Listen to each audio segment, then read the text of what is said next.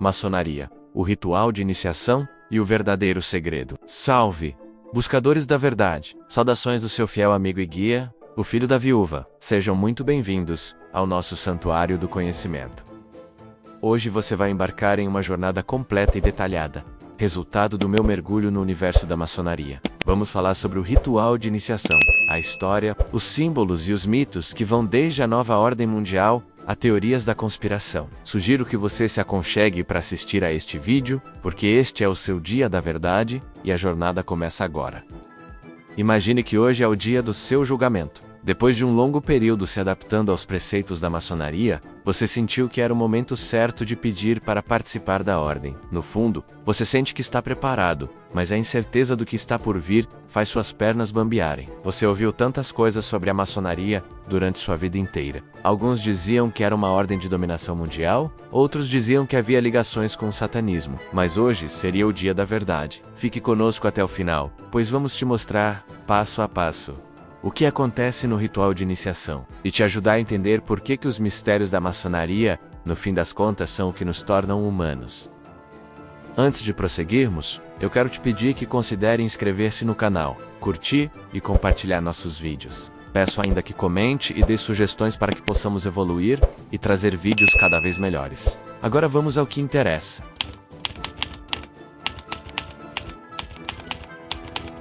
Explicação clara e técnica. A jornada de pedreiros a filósofos.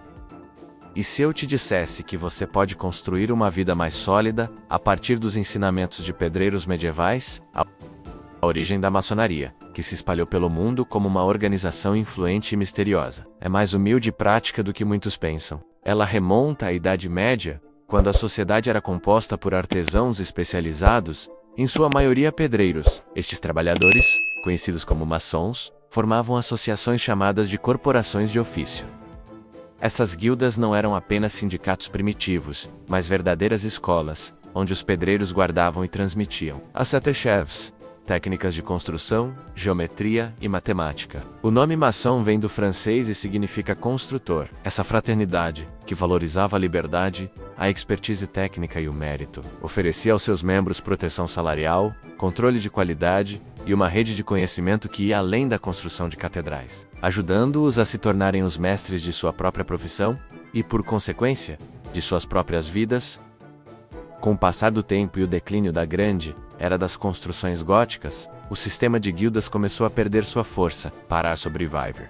As lojas maçônicas começaram a aceitar não-pedreiros, homens ricos e cultos, atraídos pela filosofia, pelo conhecimento e pela camaradagem. Essa transição, que ocorreu nos séculos XVI e XVII, marcou o nascimento da maçonaria especulativa, a forma que usamos até hoje. O trabalho deixou de ser a construção de templos de pedra, e passou a ser a construção do caráter humano. O sistema de guildas, com seus rituais de iniciação e graus de aprendiz, companheiro e mestre, se tornou uma alegoria para a jornada de aprimoramento pessoal. Em 1717, um evento marcou a história da maçonaria, a fundação da primeira grande loja da Inglaterra, que unificou as lojas e se tornou o modelo para a organização maçônica moderna, que se espalhou pelo mundo. Em suma, a maçonaria moderna nasceu da transformação de uma guilda de construtores de templos materiais em uma sociedade de construtores de templos morais. O propósito não é mais construir catedrais de pedra, mas de homens mais éticos e justos.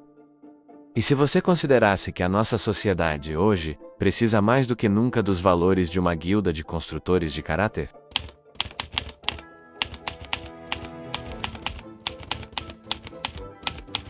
História ou caso ilustrativo, a lenda de Hiram Abiff e o significado dos símbolos.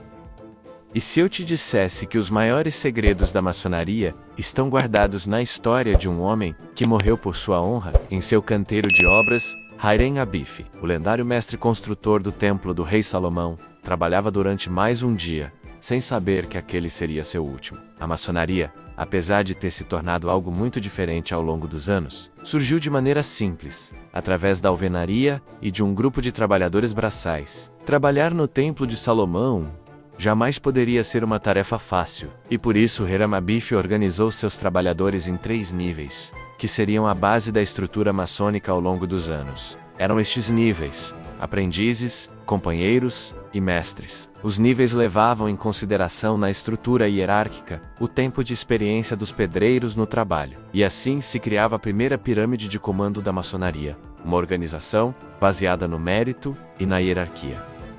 A história de Hiram Abiff é a alegoria central do grau de mestre, e é o que dá significado aos nossos símbolos. 3 de seus trabalhadores, insatisfeitos, tentaram extrair dele o segredo do grau de mestre. Eles eram Jubela, Jubelo e Jubelo. Cada um se posicionou em uma das 3 portas do grande templo. Quando Hiram se recusou a revelar o segredo, eles o golpearam e o mataram. Quando você se inicia na maçonaria, são esses objetos que lhe aguardam em um pedestal. Cada um dos conspiradores e dos objetos possui uma finalidade.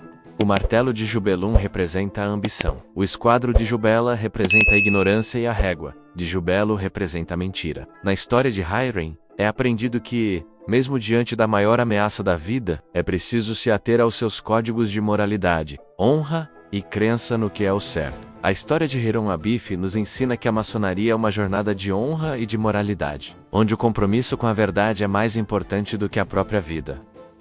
E se você descobrisse que a sua vida, assim como a dele, pode ser um exemplo de honra e de verdade?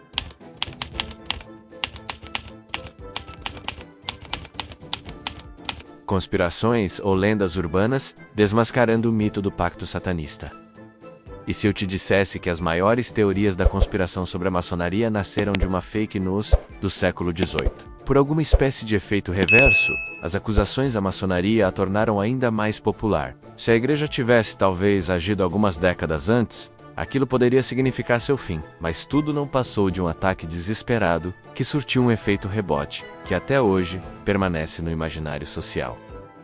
Entre os séculos 17 e 18, a maçonaria foi uma grande aliada do iluminismo, que buscava compreender o universo pela primeira vez sem a ótica religiosa, e sim através da razão, da filosofia e da ciência. Como talvez vocês devam imaginar, isso desagradou bastante uma determinada entidade.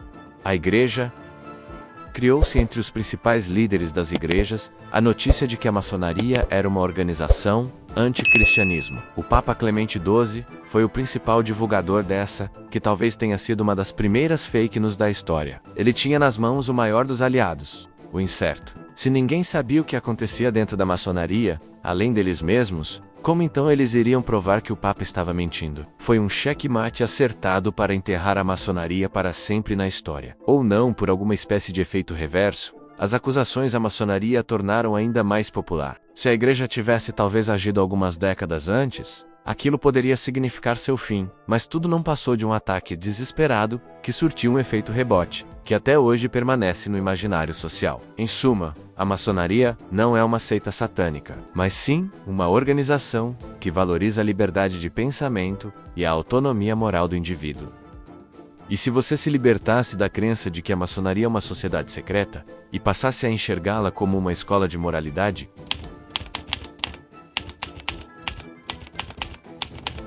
Opinião pessoal: o verdadeiro sentido dos símbolos e o olho que tudo vê. Você já considerou que a sua maior aspiração deveria ser se tornar um homem de bem e não um homem de poder? Na minha visão, o que a maçonaria realmente faz é oferecer um caminho de autoconhecimento e de aprimoramento moral. Ela é um manual de instruções para a vida, que nos ajuda a construir o nosso templo interior. A maçonaria não é um atalho para a sabedoria, ela é um caminho. E a maior lição que ela nos dá é que a verdadeira riqueza não é material, mas moral. O olho que tudo vê é um símbolo de vigilância divina e onisciência. O olho no topo da pirâmide representa a presença constante de uma entidade superior que observa todas as ações dos maçons, incentivando-os a agir com retidão e consciência em todos os momentos. A história do mundo parece ter sido moldada com diversos maçons em sua base estrutural. Os arquitetos que fizeram a Casa Branca, por exemplo, eram todos maçons, e ela é só um exemplo. Outros grandes monumentos do país também foram arquitetados por maçons, como o Capitólio.